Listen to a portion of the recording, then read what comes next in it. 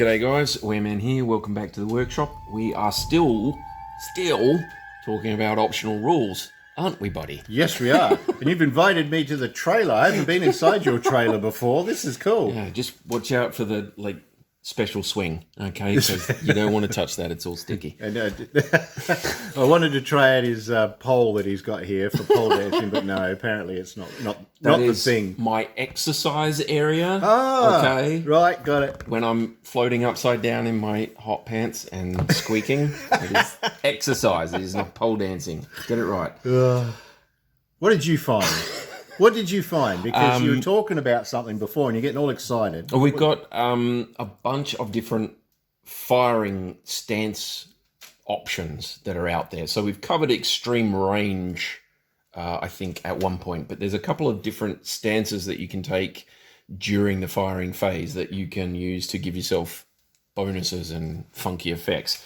I see. Yep. So the first one I want to look at is bracing. So this is kind of like you taking a sniper rifle or something like that. So you stick it on a post or the ground, or you're lying on a roof or something like that. You hold the rifle in front of you, brace it all up, and you're ready to go. So you can do a similar thing with a mech. Cool. So you only do it with one arm, but you can basically, if you are in front of something, like you're standing next to something that's one level higher than the level of the terrain you're on.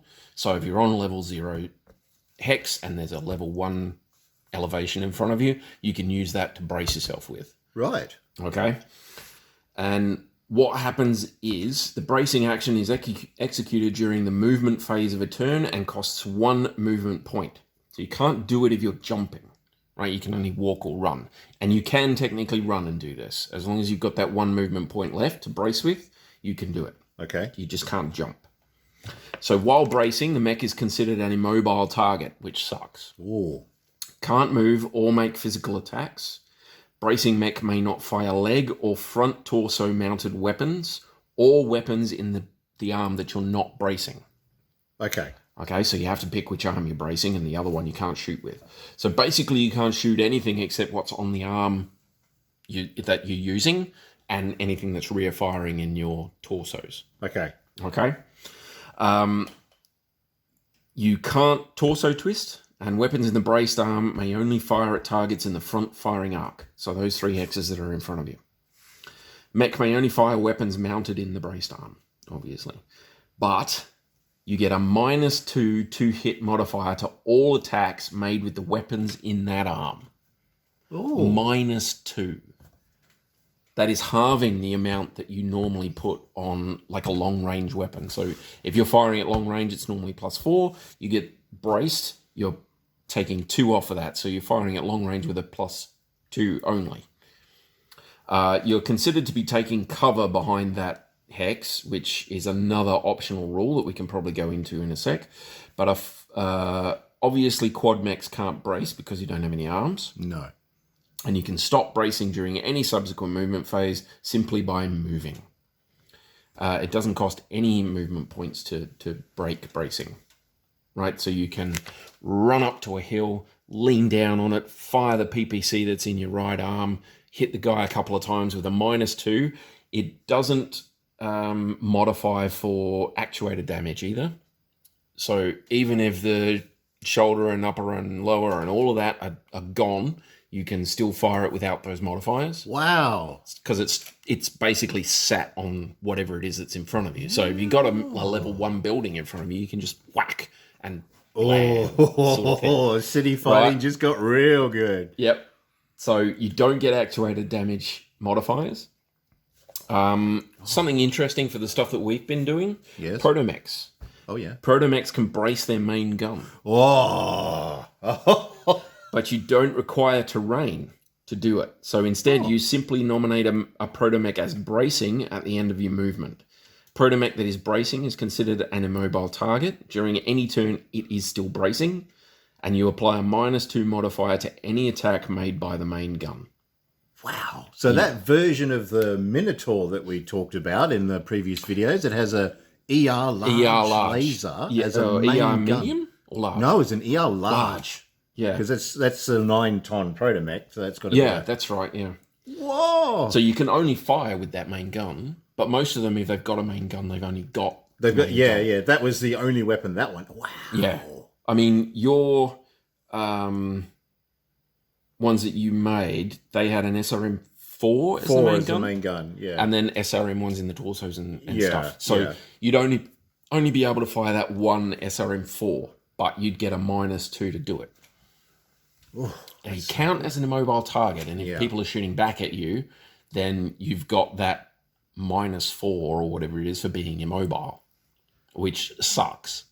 Yeah. So with protomechs, it's maybe not such a good idea, but if you've got like a full point of protomechs and you've got 3 of them or 2 or 3 of them out there distracting everybody, and you end up behind someone, then, you know, you just squeak to a halt, brace, blam, and then run off again.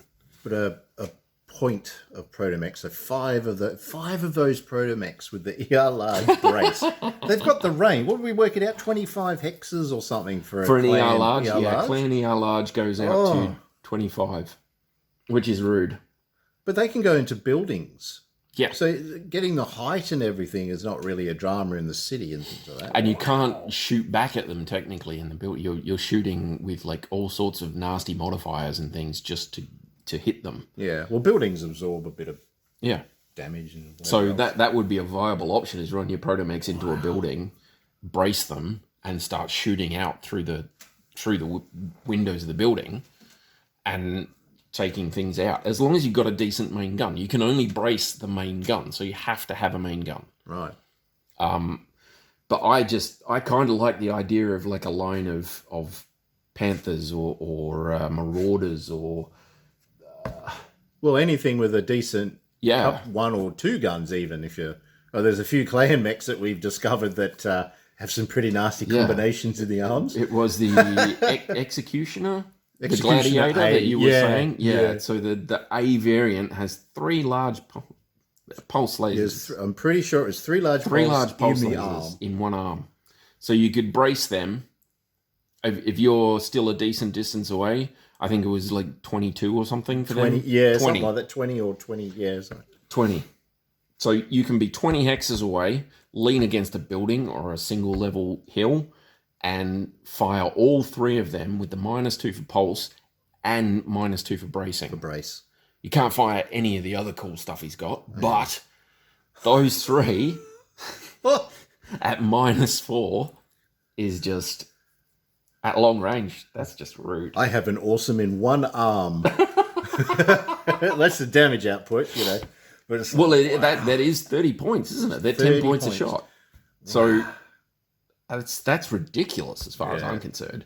I don't think clan mechs should be allowed to do it, but there you go. But like we're also, I think the bracing rule is for everyone. So it's not, you don't have to worry about modifying BV or any of that sort of rubbish. It's everyone gets an optional rule. If you put it in, everyone can use it. So, you know, I mean, if you're playing a scenario where there is an obvious defensive like line, so it's not just attacker and defender and you do the things. If you've got an obvious defensive line that you're trying to hold, like a breakthrough scenario or something, and you've got some solid mechs that have big weapons in one or both arms, then this rule could potentially deal out a lot of damage before those breakthrough mechs get to you. Yeah.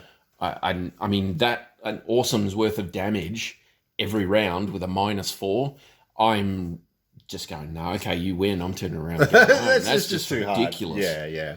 You need to be moving very, very fast in order to not get hit by those things. Yeah, true. Very fast. And even like your humble autocannon with those modified ammunition, you know, precision and whatever else. You get an AC-5 maybe or an AC-10. Yeah. And you can use precision ammo knocks 2 off their movement modifier. So it doesn't help you with anything except that, but it does knock 2 off their movement modifier. So if they're running straight at you, then you knock 2 off of that straight away, and then you get the -2 for bracing. Yeah. Or you could use something like precision ammo, which gives you the critical roll if you hit armor, which is cool. Yeah. That's the tandem charge of autocannons. I reckon that's a great little optional rule. That's interesting. And like I say, I would use that in something like defending a wall or breakthrough or something where you have an obvious defensive line.